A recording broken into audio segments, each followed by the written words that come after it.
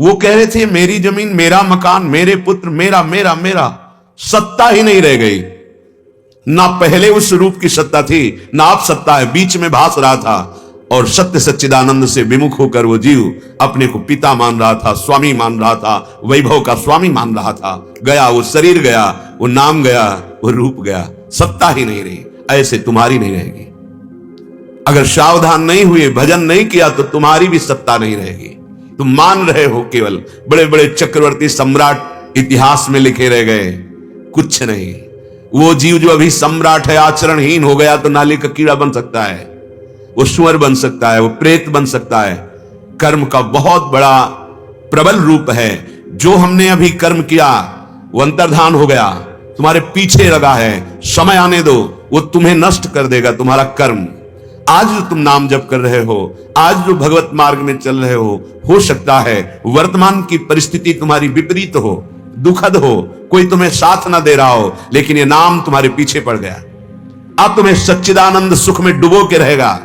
जब असत्कर्म तुम्हें दंड दे के रहता है तो ये सत्कर्म कैसे नष्ट हो सकता है? ये तो अविनाशी है, ये तो तुम्हें सच्चिदानंद से मिला के छोड़ेगा। इसलिए समस्त कर्तव्यों का फल है प्रभु की चरणारविंद की रति हो जाना। उस रति का स्वरूप है एक क्षण भी नाम का विस्मरण ना होना।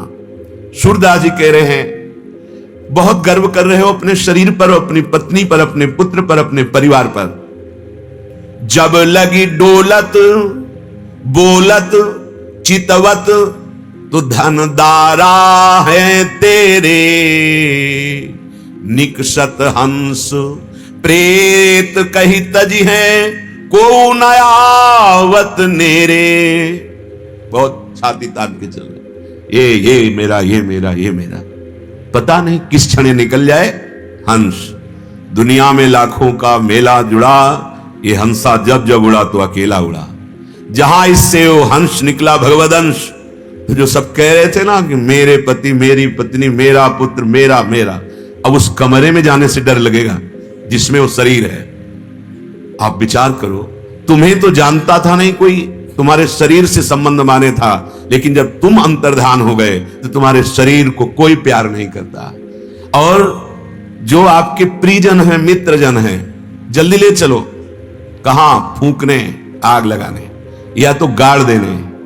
मूरख मुग्ध अजान मूढ़मती, नाही को तेरो। जो को तेरो हितकारी, सो कहे काड़ी सवेरो। जिसे तुम मित्र कहते थे, जिसे तुम प्राण प्रिय अपना संबंधी कहते थे, वही कहते हैं, ए भाई समय मत लगाओ, जल्दी विमान पे बांधो और इसको ले चलो, हटाओ इसको यहां से। जिस शरीर के लिए तुमने पापाचरण किए, जिस परिवार के लिए तुमने अधर्म किया, वो कोई तुम्हारा नहीं हुआ। घरी एक सजन कुटुंब मिली, बैठे रुदन बिलाप कराही।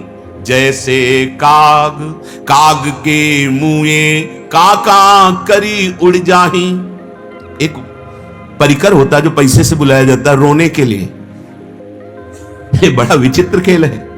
व्यक्ति पधार गया तो एक रोने का समुदाय होता है, उसको पैसा दिया जाता है, वो आते हैं, कोई परिचय नहीं है।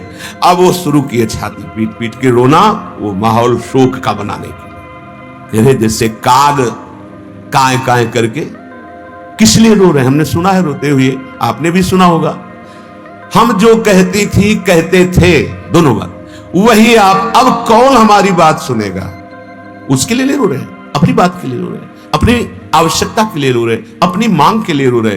थोड़ी देर बाद जो है एक दूसरे को समझा के अलग हुए, भूल गए कौन था, भूल गए कौन लेता है अपने प्रियजनों का स्मरण। थोड़े दिन मोह के कारण, अगर मुझे वो प्यार ना करता हो और हमारे किसी स्वार्थ की पूर्ति ना होती हो, तो एकांत में कहेगा भले मर गया। देख लेना, स्वार्थ की पूर्ति है तो आंसू बहा है। हमें बहुत प्यार करते थे, हम जो कहते थे वही करते। कभी उसके प्यार को देखा? अपने प्यार के लिए सब रो रहे, उसके लिए नहीं। उसके लिए तो दो ही रोते हैं, भगवान और सदगुरु। अरे जीव, तुझे समझाया दिया मानो दे नहीं। उनको दुख होता है भगवान को, हरि के हृदय में दुख पहुंचता है कि इतनी बड़ी कृपा करके मानव देह दिया, साधु समागम दिया, फिर भी अपना उद्धार नहीं कर सका। और गुरुदेव को इतना जीवन का परम धन मंत्र दिया, नाम दिया, फिर भी तू अपना उद्धार नहीं कर पाया, तू उसी विषयों में लगा रहा। तपलोक महालोक में ब्रह्म ऋषि जन रहते हैं, उनको इसी बात का रोना और दुख होता है मृत्यु लोक के जीव, ये मनुष्य शरीरधारियों को देखकर जो पापाचरण करें कि अरे तू हमसे ऊपर जा सकता है। जनलोक, महालोक, तपलोक, सत्यलोक, ब्रह्मलोक के ऊपर भगवत धाम है, साकेतपुरी, वैकुंठ धाम, गोलोक धाम, जो भी जहां की तुम भावना करो, तू हमसे ऊपर जा सकता है। लेकिन भोगों में रत होकर तू अपने जीवन को नष्ट कर रहा है। परिवार के जन आएंगे, घड़ी दो घड़ी बैठकर छाती पीटेंगे, रोएंगे, लेकिन तेरे लिए मंगल जो बनने वाला था वो तेरे से ही बनेगा, किसी और से नहीं। गुरु उपदेश कर सकते हैं, गुरु सतमार्ग बता सकते हैं, भगवान सदग्रंथों में बोले, लेकिन चलना तो तुम्हें पड़ेगा। और तुम जीवन में चले नहीं, तुमने कभी नाम नहीं जप किया, अब किसी तरह तुम्हारा कल्याण नहीं हो सकता। पक्का समझ लीजिए, किसी को परम पद किसी के पिंडदान से नहीं हो जाता है, अंत्येष्टि संस्कार से परम पद नहीं मिल जाता है, वो जीते जी चिंतन करने से मिलता है। तभी भगवान आज्ञा कर दे, अभ्यास योग युक्तेन चेतसा नान्यगामिना, तुम ऐसा चिंतन का अभ्यास करो, एक क्षण नाम विस्मरण न हो, मेरा विस्मरण न हो। जीवन भर भजन नहीं किया, अब उनके पधारने पर खूब लड्डू बटवाओ, राधा नाम सुधारसम तो पाया नहीं, तो कौन कौन सी दुर्गति होती जीवों की, ये सत्य मानिए। जैसे आपको लगता है कोई नर्क नहीं, तो आप बोलो यहां कोई जेल नहीं। मनमानी आचरण करोगे, कानून के विरुद्ध करोगे, पकड़े जाओगे, और जब सजा होगी और दंड मिलेगा तब तुम्हें पता चलेगा। ऐसे ही पूरे त्रिभुवन का दंड विभाग है यमपुरी, पूरे एक एक सेकंड के कर्म का हिसाब श्री हरिवंश महाप्रभु, जय श्री हरिवंश नरक गति दुर्भर यम द्वारे कटियत नक छीके, कहां छीका? अगर अशुद्ध जगह कर दी तुमने छीके तो नाक काट ली जाएगी, ऐसा दंड है। आप इशारा दे रहे कि आपने अंगुली उठाई किस लिए? एक अंगुली उठाने का भी आपके कर्म का फल है। फिर ये बड़े बड़े पापाचरण, ये तो बहुत बड़ा स्टॉक है, जन्म जन्म लग जाएंगे पर उनको भोग नहीं पाओगे। अभी उपाय है, भगवान की शरण में होकर नाम जप कर लो, तो भगवान कह रहे हैं आम तो आम सर्व पापेभ्यो मोक्षयिष्यामि मा शुचा। जब एक बहुत बड़े महात्मा मांडव्य ऋषि तपस्या कर रहे थे, हाथ उठाकर निरंतर मंत्राकार वृत्ति, कुछ चोर लोग राजा के खजाने से धन चुराया और भागे। राज कर्मचारी उनके पीछे लगे, उन्होंने देखा महात्मा का आश्रम है, यहां छुप जाए तो शायद राज कर्मचारी यहां ना देखे, और वो अंदर गए, संपत्ति वहां छुपा दी और स्वयं छुप गए। कर्मचारियों ने ढूंढ लिया, किसी ने बताया, अभी जो भागती हुई गए महात्मा के आश्रम में गए, चोर भी मिल गए, सामान भी मिल गए, जो संपत्ति थी। पक्का विचार किया कि महात्मा नाटक कर रहा है। मांडव्य ऋषि प्रसिद्ध महात्मा है, वो सत्य तपस्या में लगे थे, उनको बंदी बना लिया, उनको होश ही नहीं है, वो तो समाधिस्थ है। राजा के सामने पेश किया गया, जैसे कोई नशे में हो ऐसे हैं वो, जाओ इनको शूली की सजा चढ़ा दो। शूली एक भाले के आकार का, आसपास खंबे, उन खंबे से चढ़कर दो आदमी ऐसे गुदा द्वार से छोड़ दे, वो गुदा द्वार में ऐसे घुस जाती, जितना घुसा वो तड़पते हुए कितने घंटों में दिनों में मरेगा उसकी सामर्थ्य। बहुत ही कष्टप्रद ये प्राणदंड की सजा होती थी। जे ही शूली गुदा द्वार पे, अब उनको चेतना आई, पद्मासन लगाकर बैठ गए। वो तो महायोगी थे, अन्य जो अपराधी थे वो तो तड़प कर मर गए। जब कोई अन्य अपराधी सूली में चढ़ाने के लिए लाया जाता तब पूर्व वाले उतारे जाते। वो जे ही देखा कि पद्मासन में बैठे, राजा के पास गए और कहा महाराज कोई महर्षि इन चोरों के बीच में आ गया हो। तो पद्मासन राजा कांप गए, क्योंकि तप के महान बल से युक्त ऋषियों का अपराध, अब तो कांप गए कि मेरा तो सर्वनाश हो जाएगा। तो आगे गौ को करके, ब्रह्म ऋषियों को करके प्रार्थना करते हुए गए। मांडव्य ऋषि ने कहा हमें तुम पर कोई नाराजगी नहीं, तुम तो एक निमित्त मात्र हो, मुझे दंड दिया गया है धर्मराज के द्वारा, क्योंकि फाइनल वहां से होता है। मुझे तुम केवल सूली से निकालो, मैं अपने कर्म का हिसाब देख लूंगा, तुम मुझे निकालो। बहुत प्रयास किया गया लेकिन सूली नहीं निकली, काट दी गई। तो उन्हें अणिमांडव्य कहा। वो सीधे अंतर्धान हुए और यमपुरी पहुंचे। धर्मराज जी खड़े हो गए, वही पापियों के लिए भयंकर यम रूप हैं और पुण्यात्माओं के लिए धर्मराज हैं। आइए, स्वागत है आपका। बोले स्वागत नहीं, पहले हमारे प्रश्न का उत्तर दीजिए। मुझे जब से सुधी तब से आज तक मैंने कोई पाप इस जन्म में नहीं किया, मुझे भयंकर ये दंड सूली अभी नहीं निकली है, गुदा द्वार में ही है, काट दी गई, ऐसा क्यों? तो जैसे अपने टीवी चला दें ना तो दृश्य दिखाई देता है, ऐसे दृश्य दिखाया कि आप 8 वर्ष के थे, तितली को उठाकर बबूल का कांटा डाल के उसके गुदा में छोड़ दिया, उसका दंड है आपको कि सूली की सजा मिली। आप तपस्या कर रहे हो, इससे महान लोगों पर विजय प्राप्त की, आप जिस लोग के सुख को चाहे भोग सकते हैं, पर यह दंड आपको तप के द्वारा वो मिटाया नहीं जाता, वो केवल भगवान मिटाते हैं। हम तो हम सर्वपापेभ्यो मोक्षयिष्यामि मा शुचा।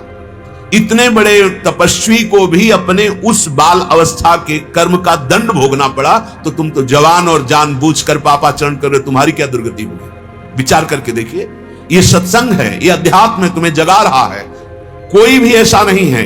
महाभागवत भीष्म जी 6 महीना बाणों की सैया पर, बड़े बड़े महात्माओं को, रामकृष्ण परमहंस जी के गले में कैंसर, भाई जी से हनुमान प्रसाद पोद्दार जी के उदर में कैंसर, ये बड़े बड़े महात्माओं को कष्ट भोगना पड़ा।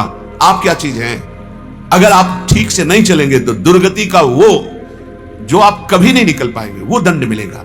इसीलिए सूरदास जी कह रहे हैं, तुम्हारे शरीर का क्या होगा? गाड़ दिया जाएगा तो क्रमी, जला दिया जाएगा तो पावक। क्रमी पावक तेरो तन भखी है, समुझी देखी मन माही। दीन दयाल शूर हरि भजिले, ये अवसर फिर नाही। ये जो समय निकला जा रहा है, आपको पता नहीं कैसे अच्छा लगता है। हर समय एक बात बनी रहती है, हिसाब छूटेगा, और भूल से इसमें राख करके ये नाम नहीं जप कर रहे, कितनी बड़ी अपनी हानि कर रहे हैं। जो नाम जप नहीं कर रहे, खान पान भोग विलास में मस्त हैं। अरे कितने दिन टिकेगा तुम्हारा ये शरीर जिससे तुम भोग रहे हो? कितने दिन तुम्हारा साथ देगा ये भोग सामग्री, ये समाज, ये शरीर छूटेगा। दीन दयाल शूर हरि भजले, ये अवसर फिर नाही। मन बच क्रम हरि नाम हृदय धरी, ज्यों गुरु वेद बताई। मिट गए राग द्वेष सब तिनके, जिन हरि प्रीति लगाई। सूरदास प्रभु नाम की महिमा, पतित परम गति पाई। मन बच क्रम हरि नाम हृदय धरी, ज्यों गुरु वेद बताई। वेद माने रहस्य, जानना। संपूर्ण शास्त्रों के ज्ञान का उसके हृदय में स्फुरण हो जाता है जो निरंतर नाम जप करता है। ये गुरुदेव ने जो नाम दिया है, ये वो सद्यो वशीकरण शक्ति है कि नामी को आप अपने अधीन कर लेंगे। सुमिर पवन सुत पावन नामू, अपने बस कर राखे रामू। मिट गए राग द्वेष सब तिनके, जिन हरि प्रीति लगाई। प्रभु के नाम की महिमा ऐसी कि महान घोर पापी भी परम पद का अधिकारी हो गया। अपने तप बल से कर्म नहीं मिटाया जा सकता। मांडव्य ऋषि का उदाहरण, भगवान के आश्रित होकर के तो घोर पापाचारी अजामिल परम पद को गया। घोर पापाचारी धुंधकारी सबके सामने, गोकर्ण जी और समस्त सभा के सामने विमान आया, पार्षद आए और विमान पर भगवद रूप होकर के चला गया। भगवान का आश्रय, एकमात्र भगवान का आश्रय। इसीलिए कहते सर्वधर्मान परित्यज्य मामेकम शरणम व्रज। अब हम भगवान का आश्रय जो कहा जाता है उसे भक्ति कहते हैं, विशुद्ध भक्ति। हम ऐसी विशुद्ध भक्ति कैसे प्राप्त करें? तो पीछे चर्चा हुई थी परसों। श्री देवर्षि नारद जी कहते भगवान की विषय संबंधी जो वृत्ति, नाम रूप लीला सेवा भक्तजन भक्त चरित, ये भगवत विषय है। इनमें जो हमारी चित्त वृत्ति का निरंतर तैल धारावत लगना है, वो 2 बातों के त्याग से लगेगा। तत्व विषय त्यागात, संगत त्यागात च। जो धर्मयुक्त विषय है भगवत समर्पित करके प्रसाद रूप ग्रहण करो, कभी नहीं फंसोगे। देखो बहुत सुंदर परिपाटी चली आ रही थी पूर्व में, अब तो बड़ा उसका व्यतिक्रम हो चुका है। कन्या और वर जब पूरे गांव के देवी देवताओं की पूजा कर लेंगे, गुरुजनों का आशीर्वाद प्राप्त कर लेंगे, तब वो पाणी ग्रहण करने के बाद भी पूरी सेवा, सबका आशीर्वाद, ब्राह्मणों को, परिवार को नमन करने के बाद वो गृहस्थ धर्म में उतरते थे। क्या हुआ? ये भगवत प्रसाद रूप जीवन बना। अभी नई अवस्था है, ना धर्म से मतलब है ना शास्त्र से मतलब है, और आप गंदे आचरणों में उतर गए, ये विषय आपका सर्वनाश कर देंगे। ये केवल भगवत सेवा के लिए, सृष्टि संचालन के लिए विधान बनाया गया है। तुम भगवान के अंश हो, तुम प्रकृति के भोग से कभी सुखी नहीं हो सकते। देख लो, सब बैठे हो, सब कोई विरक्त ही तो नहीं है ना। एकमात्र परमात्म सुख की मांग सबके हृदय में है, पर अज्ञान के कारण, उस परमात्म सुख की दिशा को ना जानने के कारण, उस शरीरों के भोग में, नाना प्रकार की वस्तुओं के भोग में, दृश्य में, श्रवण करने में, सूंघने में, छूने में, इसी में पूरा जन्म नष्ट कर देते हैं। तत्व विषय त्यागात, वही विषय स्वीकार करो जो धर्म युक्त है। अधर्म युक्त विषय जहर से भी ज्यादा भयावह है। जहर तो एक शरीर नष्ट करेगा, विषय करोड़ों जन्म तक उस संस्कार तुम्हें नष्ट करता रहेगा, जब तक भगवत प्राप्ति नहीं होगी। देख लो, आज आप पहली बार नहीं जन्म हुआ, जब से सृष्टि हुई तब से तुम इसी चक्र में भ्रमित हो रहे हो। वही दुर्वासना मम सदा परिकर्षयन्ति, वो दुर्वासना खींच रही है। इसलिए यहां कह रहे विषयान ध्यायतश्चित्तम विषयेषु विसज्जते। जब तुम अंदर से विषयों का चिंतन करते हो तो तुम्हारा मन विषयमय हो जाता है, इसीलिए तुम्हें विषय में सुख लग रहा है, अन्यथा नहीं। उदाहरण दिया कि जैसे कुत्ता सूखी हड्डी को उठा के भागता है एकांत में, कहीं कि दूसरा कुत्ता के हमारे सुख को न छीन ले, और जब उसे चबाने की कोशिश करता है तो उसी के गलफरों से उसमें रक्त दिखाई देता है, उसको आनंद का अनुभव होता है कि इससे बड़ा सुख मिल रहा। ठीक ऐसे है, आप अपनी जीवनी शक्ति का नाश करते हैं और आपने विषय चिंतन अंदर से किया है, इसके कारण आपको माया जनित भोगों में सुख मिल रहा है, अन्यथा है ही नहीं। जब सच्चिदानंद जगत गुरु भगवान श्री कृष्ण कह रहे हैं दुखालयम अशाश्वतम, तो तुम्हें कैसे सुख का अनुभव हो रहा है? जब भगवान कह रहे हैं त्यागाच्छांतरनंतरम, इन विषयों के त्याग से शांति का अनुभव होता है, तो तुम अनुभव कर रहे हो विषयों के भोग से शांति का अनुभव, तो तुम्हारी बुद्धि विपरीत हो गई है। दूसरा, संगत त्यागाच्च, संग त्याग। भगवत मार्ग के पथ में कदम रखने के पहले दो बातें सदैव याद कर ले। अंदर की वृत्ति का संग वही जो ठीक है, और बाहर के व्यक्ति का संग वही जो ठीक है। क्या ठीक है?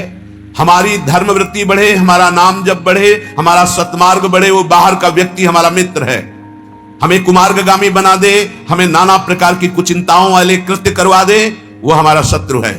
अंदर की वृत्ति और बाहर के व्यक्ति दोनों कुसंग हैं और दोनों सत्संग हैं। यदि अंदर की वृत्ति शास्त्र सम्मत है तो स्वीकार करो, बाहर का व्यक्ति शास्त्र सम्मत हमें शिक्षा दे रहा है तो स्वीकार करो, अन्यथा संगत त्यागाच, बाहर और भीतर दोनों, अंदर की वृत्ति का त्याग और बाहर के व्यक्ति की संग का त्याग। बोले तो बहुत कठिन है, कैसे करें? साधु पुरुषन सेवन सदा साधु पुरुषन, गोकर्ण जी। धर्मम भजस्व सततम त्यज लोक धर्मान, कैसे? बहुत कठिन है। तो बोले सेवन सदा साधु पुरुषन जही काम तृष्णाम, जो काम और तृष्णा का त्याग कराने की सामर्थ्य रखते हैं, ऐसे महात्माओं का संग करो, सत्संग सुनो। वाणी मात्र में इतना बल आपको प्राप्त होगा कि आप ऐसे कुमार्गगामी व्यक्ति का त्याग, कुमार्गगामी वृत्ति का त्याग, अंदर और बाहर दोनों आप संग त्यागी हो जाएंगे। सत्संगः सर्वसंगो पहो हिमाम, समस्त संगों के त्याग करने की सामर्थ्य सत्संग में विराजमान है। जब हमारी अंदर की वृत्ति और बाहर का संग व्यक्ति का ठीक हो जाता है तो मयि अर्पितात्मनः सभ्य निरपेक्षस्य सर्वतः, ये बहुत बड़ी बात होती है। चित्त प्रभु में लगने लगता है, ऐसा लगने लगता है कि थोड़ी देर के लिए भी अगर हमें ऐसा लगा कि मैं प्रभु को भूल गया क्या, तो बहुत जलन शुरू हो जाती है, व्याकुलता हो जाती है। हमें तो लगता है कि किसी एक मार्ग में यदि धीरे धीरे कदम बढ़ा लो और किसी और मार्ग का ज्ञान ना हो तो लक्ष्य को प्राप्त हो जाओगे। सब मार्गों का ज्ञान है, चले एक भी नहीं तो फायदा क्या हुआ? इसीलिए यहां कह रहे हैं वो बड़े कृपा पात्र जन हैं जिनको भगवान की भक्ति का मार्ग मिल गया। इतने बड़े तपस्वी, तितली की गुदा में कांटा डाला तो उसको मिटा नहीं पाए, और सरकार कह रहे हैं हम तो हम सर्व पापेभ्यो मोक्षयिष्यामि मा शुचा, इन्हीं के हाथ में है। कोटि विप्र बद लागे जाहू, शब्द याद करो कितनी कृपा इसमें है। कोटि विप्र बद लागे जाहू, आए शरण तजो नहीं ताहू। जो नर होए चराचर द्रोही, आवे सभय शरण तकी मोही। जो सभीत आवा सरनाई, रखियो ताहि प्राण की नाई। मान लो बहुत सुलभ सहज कृपा का मार्ग है भक्ति मार्ग। देवर्षि नारद जी कह रहे हैं भक्ति मार्ग में अखंड भजन ही प्रधान है। जो मनुष्य ऐसा सोचता है कि हम दान पुण्य से संसार सागर से मुक्त हो जाएंगे, ये बहुत अज्ञान बैठा हुआ है। गोस्वामी जी कह रहे हैं, बारी मथे घृत हो ये बरु, शिकता ते बरु तेल।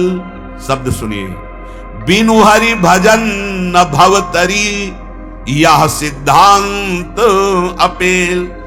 जल के मंथन करने से भले घी निकल आवे, बालू के पेरने से भले तेल निकल आवे, असंभव। अगर असंभव भी संभव हो जाए तो भी बात सुन लो, बिना नाम जप किए तुम्हें भाव समुद्र से पार नहीं हो सकते, कुछ भी कर लो। ये बहुत सुलझी हुई बात है। विनिश्चितम बदामिते अन्यथा वचांस में हरिम भजन्ति ये नरा। यदि नाम जप नहीं किया तो तुम्हारा दान पुण्य, ये तीर्थ याटन, ये तुम्हें भगवत प्राप्ति नहीं करा पाएगा, इस भाव समुद्र से नहीं पार करा। गोस्वामी जी बहुत सुलझे हुए महापुरुष, बहुत ऊंची स्थिति के महापुरुष। वो कह रहे, ब्रह्म ज्ञान बिन नारि नर, करे न दूसरी बात, कौड़ी लागी लोभवश, करे विप्र गुरु घात। बिना हरि की शरण हुए भजन की बुद्धि शुद्ध नहीं होती। कोई बिरला ऐसा होता है जो ब्रह्मबोध होता है। नहीं, शास्त्र का ज्ञान तो है, बहुतों को देखा है। तर्क विवाद वार्ता ऐसी कि ओहो, स्थिति शून्य पे, कुछ नहीं आता, प्रणव जप रहे, नाम जप रहे, भारी स्थिति को प्राप्त है। बात समझो, गोस्वामी जी कह रहे, सब शास्त्रों का एक मत है, यदि तुम्हारा अंतर का चिंतन भगवत तत्व पे नहीं तो बाहरी क्रियाओं से भगवत प्राप्ति होने वाली नहीं। बाहरी क्रियाओं का फल है अंतर्मुख होकर एकच चरण चित्त अनंत ही से तुम सदैव एकांत में वास करो, अर्थात हृदय में, और अपने चित्त को आराध्य देव में लगाओ। जितना जितना नाम जप होता जाएगा उतना उतना गंदे भोगों से वैराग्य होता जाएगा। उपासक ध्यान से सुन ले, यदि नाम जप नहीं कर रहे हो तो रोते रहोगे, हम नहीं जी सकते, हम नहीं चल सकते। नाम जप करो तो आप क्या, औरों को भी घसीट के ले जाओगे। सतरति सतरति सा लोकान तारयति। नाम जप, जैसे जैसे नाम जप बढ़ता है वैसे वैसे विषय त्याग होने लगता है, वैराग्य पुष्ट होता है, भजन का अभ्यास शुद्ध भगवत प्रेम प्रकाशित कर देता है। शुद्ध भगवत प्रेम, शुद्ध, इसमें अशुद्धि भी होती है। हमें जो नाना प्रकार के भौतिक सुखों की मांग है प्रभु से, ये अशुद्ध बात है। उस सच्चिदानंद प्रभु को रिझा करके मांग क्या रहे हैं आप? नाशवान, एक ना एक दिन तो नष्ट हो जाएगा ये वैभव।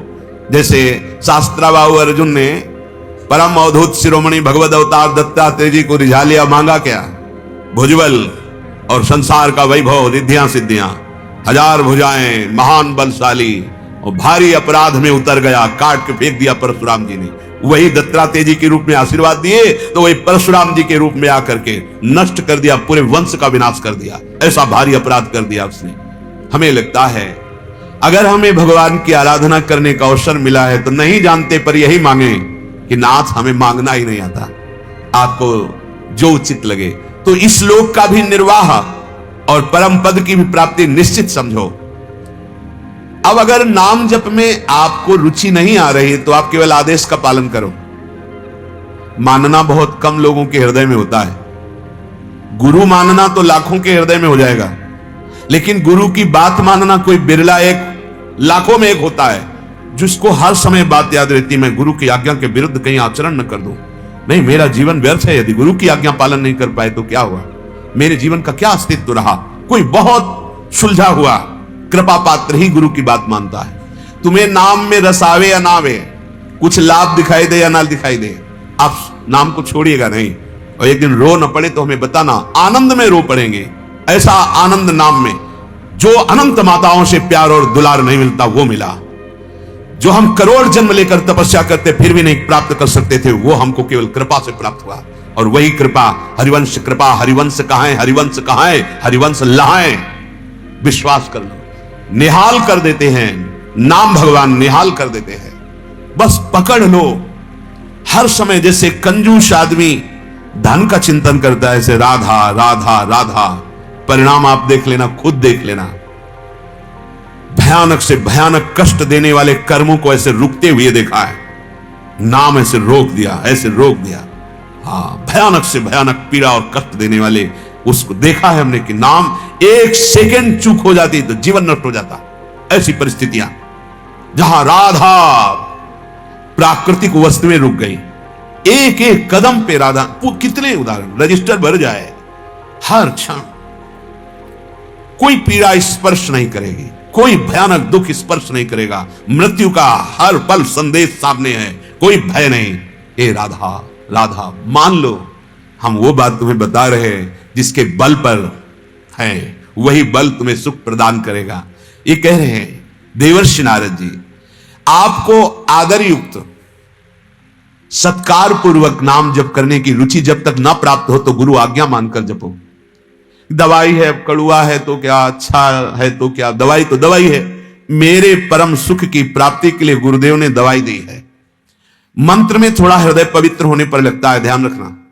जहां मंत्र में मन न लगे तत्काल मंत्र को छोड़ो, नाम में आ जाओ। राधा वल्लभ श्री हरिवंश, इसमें भी नहीं लग रहा, छोड़ो। राधा राधा राधा राधा, इसमें भी नहीं लग रहा, छोड़ो। बनी वृषभानुनंदिनी आज भूषण वसन विविध, भाग तू कहां भाग के जाएगा।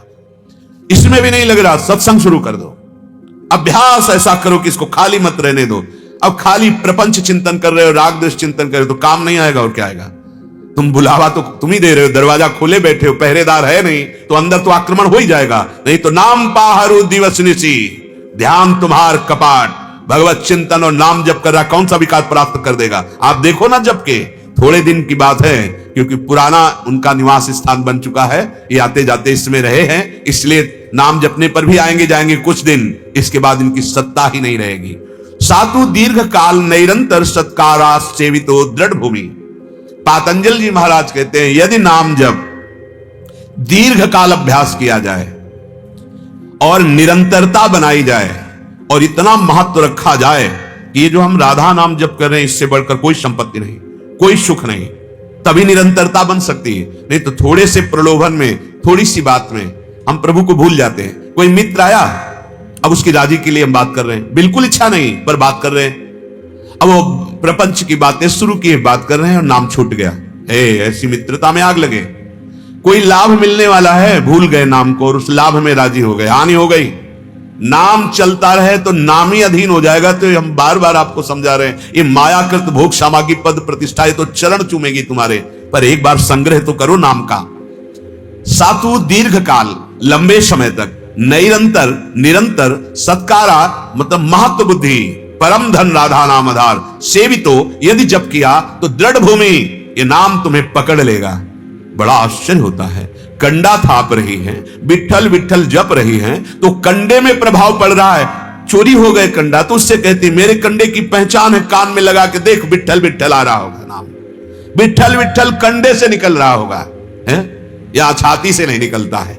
हम भगत कहलाते हैं, हमारी छाती से भगवान नाम स्मरण नहीं हो रहा, हम भूल जाते हैं कैसे भक्त हैं। अखंड रूप से नाम जप प्रेम प्रदान करता है, फिर प्रेम पूर्वक राधा, रोमांच होने लगेगा, अश्रुपात होने लगेगा और राधा रूप सामने होगा। जिनका नाम जप कर रहे हो वो रूप सामने होगा, पक्का। आप लगे रहिए, तेरी बनत बनत बन जाए, आप लगे रहिए। प्रेम पूर्वक जब नाम चलने लगता है तो स्नान करते समय, भोजन करते समय, व्यापार करते समय, कार्य करते समय नाम नहीं छूटता है। अब आपको अनुभव की बात, जब भोजन पाना शुरू करेंगे नाम तो छूट जाता है, जब कच्चाई होती है तो पद को अगर चला लो तो लंबा चलेगा पद, लेकिन पहले मानसिक अभ्यास किया है तो। अब जैसे अपना अभ्यास था पूरा, प्रथम यथामति प्रणवों श्री वृंदावन, बड़ा पद है ना, प्रथम यथा अंदर चला, प्रथम यथामति प्रणवों श्री वृंदावन तिरम श्री राधिका कृपा बिनु सबके मन न गम वर यमुना जल सी, चल रहा है प्रसाद पात।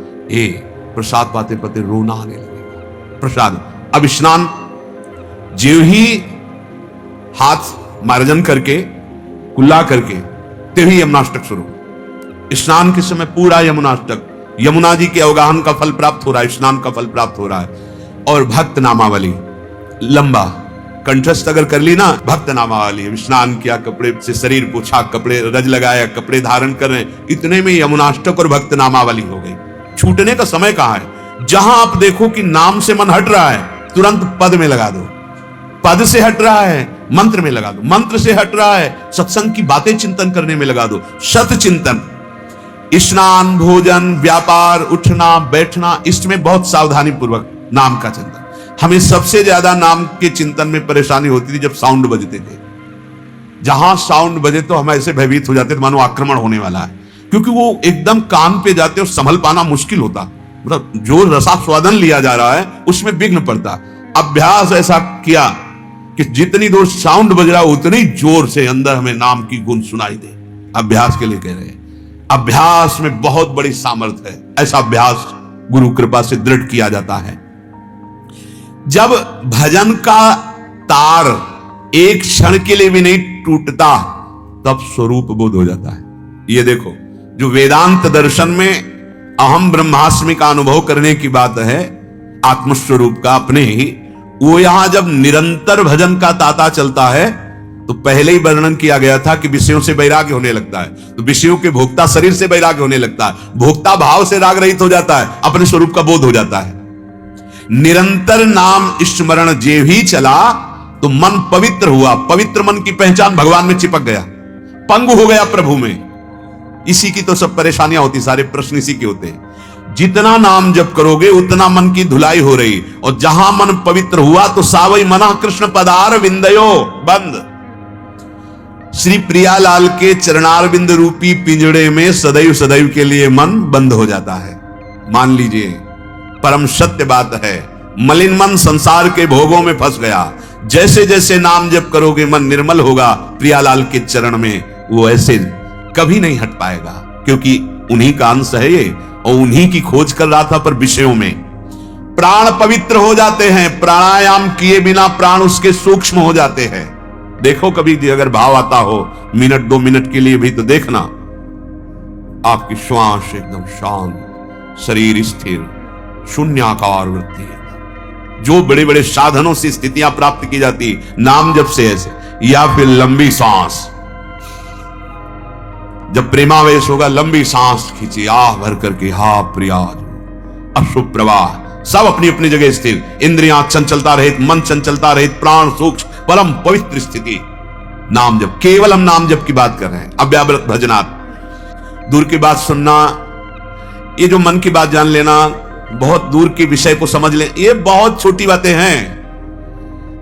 ये गायत्री अनुष्ठान नैष्ठिक ब्रह्मचर्य में ही इनका त्याग कर दिया जाता है आगे बढ़ने के लिए। ये कोई खास बातें थोड़ी, तुम्हारे मन की बात जान गए तो। प्रिया प्रीतम के मन की बात जानना है। मन मन की रुचि जान नेह विधि अनुसरे। मिलना और दर्शन ही नहीं, उनके मन की बात जानकर उनकी सेवा करना। तो जे ही निरंतर चिंतन बना नाम का, सिद्धियां जागृत होना प्रारंभ हो जाती हैं। पर गुरु कृपा से उन सिद्धियों का प्रयोग ना होने पावे, उनको स्वीकार न कर लेना, तो आगे फिर बढ़ गए। और अगर स्वीकार कर लिए तो यश कीर्ति होगी, प्रणाम नमस्कार बनेगा, लेकिन परमार्थ रुक जाएगा। जिद्द सिद्ध पेरे बउआई, बुद्धि लोभ दिखावे भाई, होए बुद्धि जो परम सयानी, तिन तन चितैना हित जान। ये अमंगल कर देंगी भगवत प्राप्ति में, ये प्रेम प्रदान नहीं करेंगी। अतः उस स्थिति में भी वो अपने साधन को नहीं छोड़ता, और महात्माओं की चरण प्रताप से वो उस सिद्धि को प्राप्त करता है जिसे प्रेम कहते हैं, जिसे भगवत साक्षात्कार कहते हैं। महात्मा चरणदास जी कह रहे हैं, श्वासा माही जपेते दुविधा रहे न कोई। जो अपनी श्वास श्वास में बस यही माला संन्यास मार्ग के गुरुदेव भगवान की कृपा से पकड़ी गई थी। उन्होंने बहुत इस बात पर जोर दिया था, अहो भाग्य जो हमें प्रारंभ में ही नाम मंत्र जाप करने की प्रेरणा सद्गुरुदेव भगवान ने दी, क्योंकि प्रारंभ का प्रथम उपदेश बहुत बड़ा प्रभाव डालता है। एकांत जन शून्य प्रदेश में रहने का स्वभाव पूज्य गुरुदेव भगवान जो संन्यास मार्ग, और एक बार 24 घंटे में फल का आहार। फल में गांव में गुड़, आलू, कोई बड़ा भाव वाला तो दूध ले आया, यही था 12 महीना का। सेव, संतरा, अंगूर ये तो कहां जंगल में कोई ले जाएगा। ऐसे कभी कोई दूध ले आया तो बात अलग है, नहीं तो उबली हुई आलू या भुनी हुई आलू या थोड़ा, और रात दिन भजन में, रात दिन भजन में। वो संस्कार की कृपा से उन्होंने बस यही कहा, देखो माला से बने, माला से नहीं, श्वास से, श्वास में नाम को चलाओ, मंत्र को चलाओ श्वास में। तो जीवन में बस वो एक बात पड़ गई कि हमारी श्वास खाली नहीं जानी चाहिए। इसलिए नवीन साधकों को कि आप 11 माला कीजिए, नहीं तो प्रमाद में करोगे नहीं। हमारी खास माला पर दृष्टि नहीं रहती। जैसे जिन साधकों से पूछते हैं आपका वो गुरु कहते हैं आप कृपा से, श्री जी की कृपा से ऐसे, तो हम माला का हट नहीं करते कि आप माला लीजिए, नहीं नहीं। हमारा कार्य है निरंतर चिंतन करना। अगर आप ईमानदारी से चल रहे हो तो कोई जरूरत नहीं है, निरंतर अपने स्वरूप में स्थित अपने चिंतन। श्वासा माही जपेते दुविधा रहे न कोई। पर प्रारंभिक साधन को माला बहुत आवश्यक है। प्रारंभिक साधन पुष्ट करने के लिए माला की बहुत आवश्यकता है। सिद्ध बनने की चेष्टा न की जाए, पहले हम नाम को बसाएं तो, चलाएं तो। आजकल तो काउंटर भी चल गया है, किसी भी बहाने से पहले नाम को चलाओ। ये दिखाने की कोशिश ना करो कि मुझे माला की जरूरत नहीं। और वास्तविक यदि ऐसा है तो प्रणाम योगी आपका अभ्यास है कि आप श्वासा माही जपेते दुविधा रहे न कोई, निश्चित भगवत प्राप्ति। कबीरदास जी महाराज कह रहे सांस सांस सुमिरन करो यह उपाय अति नीक। एक एक श्वास नाम चल रहे, रो पड़ोगे आनंद में, दिव्य स्वप्न आने लगते हैं। ऐसा प्रलोभन भगवदानंद का होता है ना, किसी को समझाने की जरूरत नहीं। हर समय मन आपका एकांति की तरफ भागेगा, अंदर की तरफ। कोई बोले ना, कोई देखे ना, सेवा चाहे जितनी करा लो, हमसे बात मत करो। बस बात ये थी, सेवा आप हमें बोल दीजिए कि 3 घंटे करना, बस हमसे बात मत करना, बीच में टोकना मत हमें। हम सेवा आपकी सांगोपांग करेंगे, बस हमसे ये आप हमारी सेवा, हमारी दिनचर्या विभाजित कर दीजिए, बस आप छेड़िएगा नहीं हमको। वो होता रहेगा, वो नाम चिंतन कर दे, पात्र मार्जन कर, नाम चिंतन, श्री जी की सेवा, जो भी गृहस्थी के साथ। अरे ऐसे ऐसे सिद्ध महापुरुष फावड़ा चला रहे, कुआं खोद रहे हैं, वो भगवान नाम का एक एक तसला में स्मरण, एक एक फावड़े में स्मरण, सच्चिदानंद भगवान उनके साथ है। ऐसे कितने महाभागवतों दीवाल बना रहे हैं, महाराष्ट्र के भक्तगण दीवाल बना रहे हैं, मतलब कारीगर का काम कर रहे हैं। और एक एक कन्नी बसली वही उनका माला है, उसी से नाम विठ्ठल विठ्ठल विठ्ठल राम कृष्ण हरि। ये क्या आप नहीं कर सकते? श्वास श्वास सुमिरन करो यह उपाय अति नीक। साधना क्या है आपकी? कुछ नहीं, नहीं मतलब आप साधक हो, साधु हो, साधना क्या है? कुछ नहीं, सच्ची। तो हो क्या रहा है? जो ही प्यारो करे, जो प्यारे करवा रहे वो हो रहा है। जैसे रिमोट दबा दिया गया, बोलो तो बोल रहे, मौन तो चुप, चलो तो चल रहे, खाओ तो खा रहे, बैठ जाओ तो बैठ जाओ, सो तो सो रहे, जगा दो तो जग रहे। ना हम जग रहे, ना हम सो रहे, ना हम भजन करें, ना हम असत चिंतन कर रहे। अब हम देख रहे हैं कि हो क्या रहा है, कौन सा चैनल बदला जा रहा है, कौन सा दृश्य दिखाया जा रहा है। समझो तो समझो। ये स्थिति कर्ता भोक्ता भाव यहीं से संपन्न हो जाता है, खत्म हो जाता है। श्वास श्वास में जब स्वाभाविक स्मरण चलने लगता है।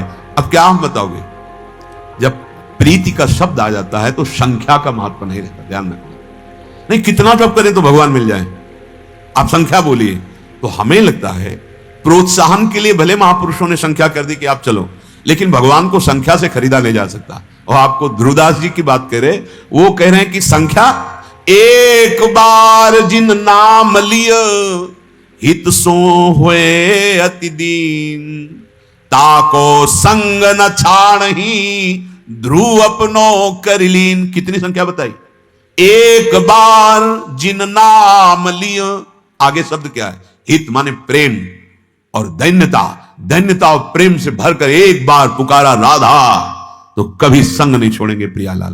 पर वो दैन्यता, वो हमारे अंदर प्रेम, बहुत बार बार नाम जप करने के बाद वो एक बार नाम निकलेगा जिसमें भगवत साक्षात्कार होता है। इसलिए सांस सांस सुमिरन करो ये उपाय अति नीक। एक एक श्वास हमारी प्रभु के चरणों में, यही जीवन का परम लक्ष्य रहा है। बस कुछ बने या ना बने, हर श्वास में नाम हमारे चलना चाहिए। बस विश्राम, परम विश्राम पायो, परम विश्राम। इसके आगे सब ज्ञान विज्ञान चमत्कार ईश्वर वैभव, ये सब इसका ब्याज है नाम का। मूल तो आराध्य देव उसके अधीन हो जाते हैं। मान लीजिए, विश्वास मान लीजिए, प्रार्थना मान लीजिए, सब साधनों का फल है नाम में प्रीति हो जाना। अपने कर्तव्य का पालन कीजिए। हम ये नहीं कह रहे कि आप सब छोड़ दीजिए, छोड़ ही नहीं पाओगे। आप बैठ जाइए तो क्या कर्तव्य कर्म की जो प्रेरणा अंदर हो रही है आप उसको रोक पाओगे? मन आपका चिंतन करने लगेगा। प्रकृति के वेग को क्रियाओं में निकाल दो, और आध्यात्मिक शक्ति का जागरण करो नाम जप करते हुए। कितना बढ़िया सिद्धांत है। परमार्थ को केवल एक अलग श्रेणी में मत रखिए कि माला चलाना या आरती करना परमार्थ है। नहीं, फावड़ा चलाना भी परमार्थ है। अगर आप राज सैनिक हैं तो राष्ट्र सुरक्षा के लिए गोली चलाना भी आपका वही भजन है जो माला चलाने से है। सच्ची मान लीजिए, अर्जुन जी को भगवान उपदेश कर रहे हैं, अपने कर्तव्य का पालन करना और मेरा स्मरण, दो बात कही है। अपने कर्तव्य का पालन और मेरा स्मरण, ये तुम्हारे लिए सर्व सुलभ मेरी प्राप्ति का उपाय है। श्री भगवान ने कहा कि देखो, जनक आदि महापुरुष इतने उच्च कोटि के ज्ञानी होते हुए भी कर्तव्य पालन में लगे हुए, यद्यपि उनका कोई कर्तव्य नहीं है। फिर श्री भगवान ने कहा, देखो मैं अवतार लेता हूं, मेरे लिए कुछ प्राप्त करना नहीं, फिर भी मैं अपने कर्तव्य का पालन करता हूं। इसलिए सक्ताः कर्मण्य विद्वांसो यथा कुर्वन्ति भारत, कुर्याद् विद्वांस तथा सक्तस् चिकीर्षुर्लोक संग्रहम, न बुद्धि भेदम जनये दज्ञानाम कर्म संगिनाम, जोषयेत् सर्व कर्माणि विद्वान युक्तः समाचर। हे अर्जुन, ये अज्ञानी जन जो कर्म में लगे हुए हैं, ये जिस प्रकार कर्म कर रहे हैं अज्ञान से आसक्त होकर, ज्ञानी महात्मा को चाहिए, तत्वज्ञ महात्मा को चाहिए कि ठीक वैसे ही उनको कर्म करने की प्रेरणा दे और स्वयं कर्म करे, शास्त्र सम्मत। यद्यपि उसके लिए कोई कर्तव्य कर्म नहीं, पर उसको करना चाहिए, क्योंकि लोग उसका अनुसरण करेंगे। अज्ञानी जनों को कुछ पता नहीं कि क्या धर्म है, क्या अधर्म है। वो तो बड़े महापुरुषों का आश्रय ले लेते हैं और उनके आचरणों का, उनके किए कर्मों का वो अनुसरण करते हैं। कोई भी ज्ञानी महात्मा किसी कर्म में, कर्तव्य कर्म में लगे हुए लोगों की अरुचि न पैदा कर दे। भगवान आदेश करें, वो यद्यपि कोई कर्तव्य कर्म उसके लिए नहीं जो भगवत प्राप्त हो गया है, उसको लोक संग्रह के लिए कर्म करना पड़ेगा, आवश्यक है, करे। भगवान जगत गुरु आदेश कर रहे हैं। तत्वज्ञ महापुरुष को चाहिए कि कर्मों में आसक्ति वाले अज्ञानी मनुष्यों की बुद्धि में भ्रम न पैदा कर दे। ऐसा वैराग्य का उपदेश न करे कि अपने कर्तव्य से ही विमुख हो जाए। उस वैराग्य की प्राप्ति का उपाय बतावे। क्या? अपने कर्तव्य का पालन करना। अज्ञानी मनुष्यों की बुद्धि में भ्रम न उत्पन्न कर दे, प्रत्युत स्वयं समस्त कर्मों को अच्छी तरह करता हुआ उन अज्ञानी जनों से भी शास्त्र सम्मत कर्म करवावे। बहुत से ऐसे मनुष्य होते हैं जिनको पता ही नहीं कि शास्त्र क्या आज्ञा करता है। उनके अंदर श्रद्धा तो है, ये श्रद्धावानों की बात हो रही, श्रद्धा तो है पर उनको पता नहीं, तो क्या करते? वो किसी महात्मा का अनुसरण करते हैं, किसी महात्मा का संग करते हैं। पूरा विश्वास उसको उस महात्मा पे है, जो बोलेंगे, जो आदेश करेंगे, उसमें हमारा परम मंगल होगा। जो तत्वज्ञ नहीं है और दुराचारी भी नहीं है, पर जिनको ज्ञान ही नहीं है शास्त्र सम्मत कर्मों का, उनके लिए भगवान कह रहे हैं कि भले का चाहे जितना बुद्धिमान हो, वो अज्ञानी ही हैं। तो ज्ञानी पुरुष को, तत्वज्ञ जो धर्म का रहस्य जानने वाले हैं, वो अपनी स्थिति को अंदर छुपाएं, अपनी स्थिति को व्यक्त ना करें और बाहर वालों के जैसे कर्म वैसे ही स्वयं करते हुए उनको सिखाए। ऐसे कर क्रियान्वित हो करके, क्रियापरायण हो करके सांगोपांग भक्ति का क्रियात्मक उपदेश उनको दे, ना कि जैसे अब भगवान के श्री विग्रह की पूजा का निषेध करना मतलब कौन सा ज्ञान है? ऐसा नहीं कि वो शास्त्रीय सिद्धांत नहीं है। देखो, जितना आकार आप देख रहे हैं, इनमें वही निराकार परमात्मा विराजमान है। कौन निराकार? जिसकी हम आराधना कर रहे हैं, वो दोनों हैं। वो अंतर्यामी रूप से, जैसे सबके हृदय में, अब ऑपरेशन करके हृदय का देख लो, कहीं मिले तो बता देना। क्यों? क्योंकि उसका आकार ही नहीं है इसके। वो तत्व रूप से विराजमान है। तत्व कोई भी आज तक मशीन नहीं बनी कहीं भी, उस स्वरूप की तो बात जाने दो।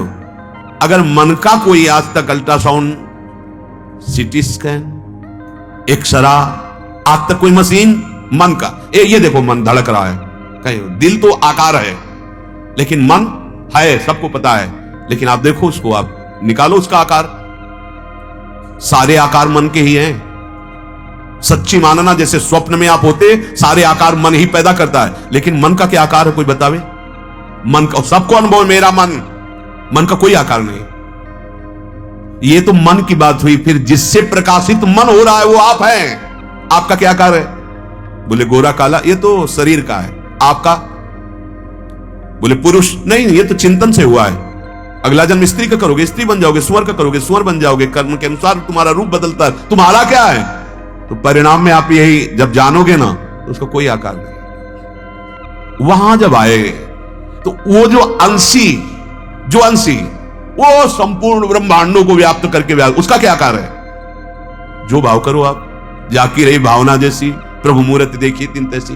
तो अब कर्तव्य के पालन के समय जब हम माता में, पिता में, भाई में, परिवार में, सब में वही तत्व देखने लगते हैं तो श्री विग्रह में तो विराजमान है ही। अब मानी संख्या से सवाल हल हुआ।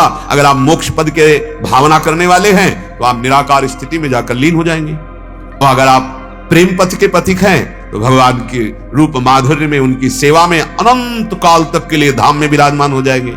सम्यक ज्ञानी पुरुष को भगवान यहां आदेश कर रहे हैं कि सावधान रहे, कोई ऐसे वचन या कोई ऐसी बात ना कहे जिससे लोगों को उनके कर्तव्य से विमुख करा दे। ये भगवान आदेश कर रहे हैं। सांगोपांग विधि से कर्म जैसे करते हैं विद्वान जन, तत्वबोध नहीं, ऐसे तत्वबोध वाले को सांगोपांग करना है। स्वामी श्री राम सुखदास जी महाराज ब्रह्मबोध संपन्न महापुरुष शाम के संध्या करने बैठते थे। जैसे नवीन परमार्थ का प्रतीक त्रिकाल संध्या, ऐसे संध्या करने बैठते। क्या था वो आचरण? अरे स्वामी जी संध्या कर रहे, सबको करना चाहिए। महापुरुष जन वैसे आचरण कर, सत्संग में पद्मासन लगाए बैठे हुए हैं। प्रभुदत्त ब्रह्मचारी जी की भागवत हो रही और बाबा बड़े ध्यान से सुन रहे। पूज्य पादुड़िया बाबा, कुछ सुनना बकाया रह गया है? अरे जिनका यश गाया जा रहा है वो स्वयं हो गए हैं। लेकिन वैसे ही रास में बैठे, रास हो रहा है, भगवान को ऐसे नमस्कार करके से बैठे। द्वैत का लेस नहीं रह गया बाबा के अंदर। अद्भुत स्थिति है। फिर भी वही कर्तव्य कर्म ऐसे करके दिखा रहे जैसे चलना भगवान स्वयं दिखा रहे।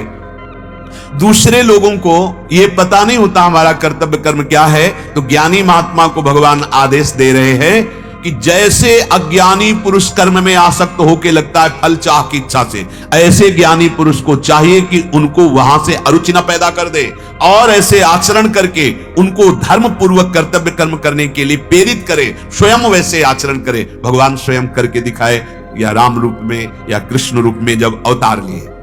श्री भगवान कह रहे हैं प्रकृते क्रियमाणानि गुणैः कर्माणि सर्वशः अहंकार विमूढ़ात्मा कर्ताहमिति मन्यते।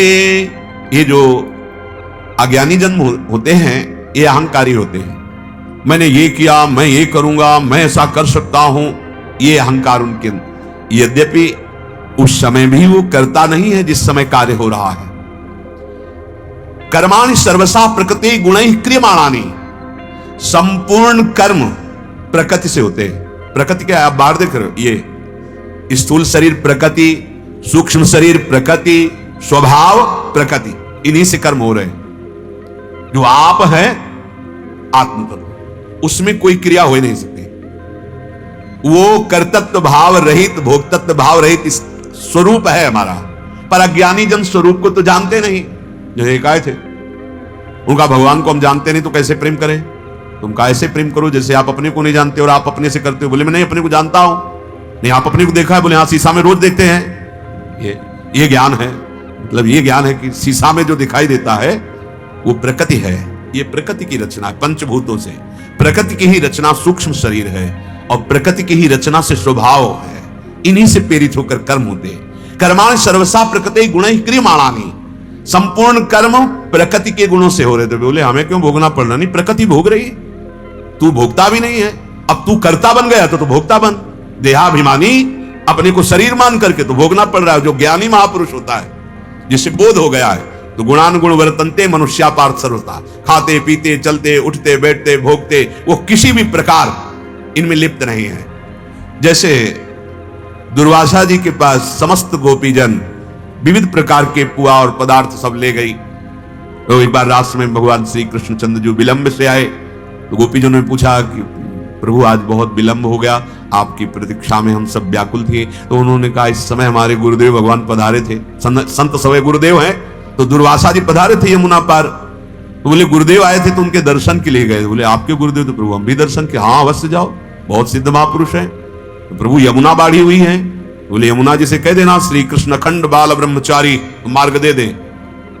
सब हंसी, क्योंकि बाहु प्रसार परिरंभ कराल को, जो रास का स्वरूप ब्रह्मचर्य का, तो एक बहुत गई सुंदर सुंदर पकवान बनाए, थाल सजाई, क्योंकि संत के पास खाली हाथ नहीं जाना चाहिए, कुछ गुरु संत ऐसा कैसा। यमुना जी के पास गई, कहा हमारे प्रभु यदि अखंड ब्रह्मचारी हैं तो रास्ता दे दो। यमुना जी रास्ता दे दिए, जल हट गया। आश्चर्य हुआ। दुर्वासा जी के पास गई, प्रणाम किया, भगवान ये भोग लाए, पवाना शुरू। मनो पुआ कचौड़ी पकौड़ी मेवा मिष्ठान मनो पा गए। बड़ा आश्चर्य हुआ कि महात्मा बड़े विचित्र होते हैं। एक महात्मा ऐसे करके समुद्र पी गए। आश्चर्य मत मानना, ऐसे करके पूरा समुद्र पी, समुद्र लोटा दो लोटा ले अगस्त्य जी महाराज। तो ये दुर्वासा जी महाराज हैं। बोले प्रभु अब वापस जाना चाहते हैं। तो बोले आए कैसे? यमुना जी बहुत बाड़े थी। प्रभु से पूछा कि कैसे जाऊं? तो उन्होंने कह दे कि यमुना जी से कह देना कि श्री कृष्ण अखंड बाल ब्रह्मचारी तो मार्ग दे दे। तो मार्ग दे दिया। तो बोले जाके कह देना कि दुर्वासा ने जीवन में कभी दूब के रस के सिवा जबान में न रखा हो तो मार्ग दे दे। बोले गुरु चेला दोनों झूठे। मनो तो पुआ पकौड़ी खा गए, कह रहे दूब के रस के सिवा जबान में न रखा हो। गई यमुना रस रानी से कहा, यमुना जी यदि दुर्वासा जी ने दूब के रस के सिवा मुख में कुछ न रखा हो तो मार्ग, यमुना जी ने मार्ग दे दिया। ये तो सत्य बात हुई। प्रभु के पास गई। प्रभु ने कहा देखा संत महात्मा के दर्शन से कितना आह्लाद होता है। आप सब मुस्कुरा रहे। बोले उससे मुस्कुरा नहीं, हमें आश्चर्य हो रहा है आप और आपके गुरु जी की बातों से। आपने कहा अखंड बाल ब्रह्मचारी, तो प्रभु रास ईश्वर शादी तो होता है, तो प्रभु उसमें मुझे संशय हुआ। वो संशय की पुष्टि आपके गुरुदेव से हो गई। हम अपने हाथ से पुआ पकौड़ी सब पवारे, और उन्होंने कहा जीवन में दुर्वासा ने कभी दूब के रस के सिवा मुख में न रखा हो। प्रभु ऐसा झूठ तो हमारे सामने ही हो गया, पर यमुना जी से जब कहा तो मार्ग दे दिया तो सत्य भी हो गया। तो ये सत्य कैसे हो सकता है कि जिसको मैं पवा रही हूं? तब भगवान ने ही बताया, जो अपने आत्म स्वरूप में स्थित महात्मा है, एक खान पान प्रकृति का विषय है, शरीर प्रकृति का है, प्रकृति गुणानुगुण वर्तनते, प्रकृति के द्वारा वो महात्मा निर्लेप असंग रहता है। इसलिए उन्होंने कभी भक्षण नहीं किया तुम्हारे पदार्थ। इसलिए श्रीमद भगवत गीता जी में लिखा हुआ, खाते हुए पीते हुए चलते हुए भोगते हुए सूंघते हुए देखते हुए वो कुछ नहीं करता। कर्माणि सर्वसा प्रकृति गुणै क्रियमाणानि, पर ये अज्ञानी जन अहंकार से भरे होते हैं, देहाभिमान से। इसलिए ये कर्ता मानते हैं कि मैंने ये किया, मैं ऐसा करूंगा, इसलिए इनको भोगना पड़ता है।